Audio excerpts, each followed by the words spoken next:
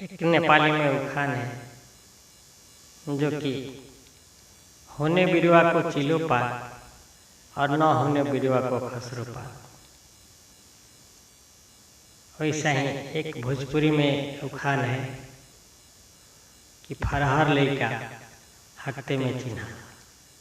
ऐसा ही मानचंद बादशाह बचपन से ही चालाक तेजीला फुर्तीला लड़का था। मानचंद बादशाह ने बाबा से बोला कि 80 मन का तीर और 84 मन का धनुष हमको चाहिए। बहुत जिद कर रहा था तो बाबा ने उनसे क्या बोले,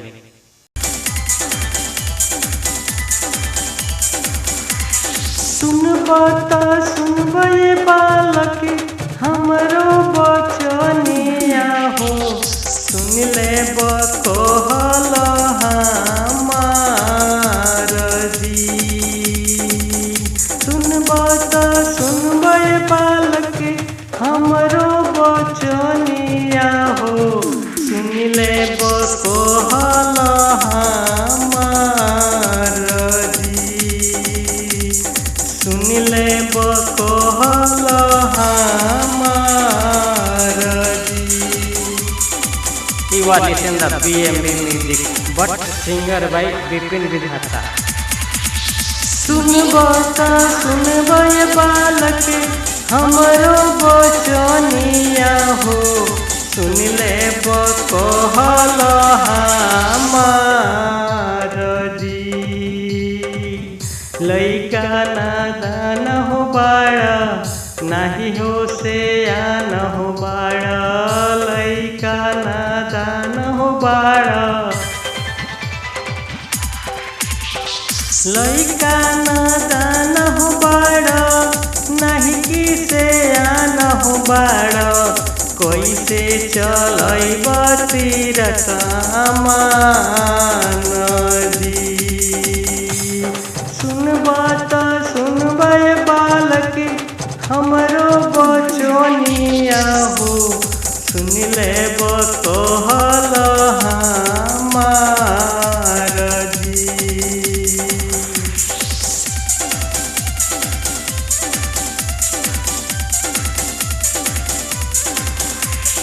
जिधया की नाही हो करता, तिरया की नाही हो मंगता, जिधया की नाही हो करता, धनुषा की नाही हो मंगता, जिधया की नाही हो करता, धनुषा की नाही हो मंगता, लइका की बाड़ा की नादान जी।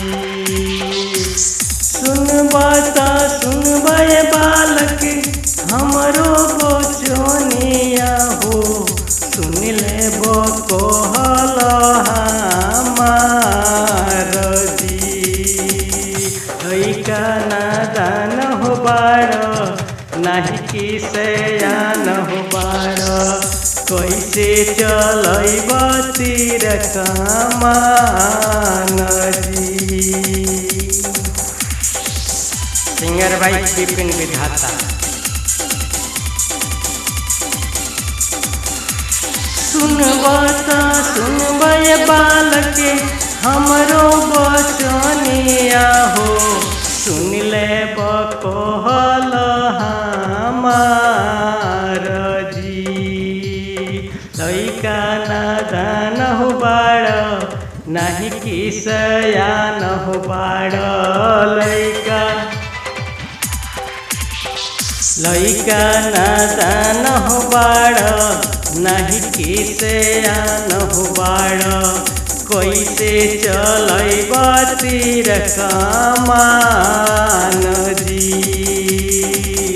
कैसे चलैब तीर कमान जी। देखते रहिए BMB म्यूजिक।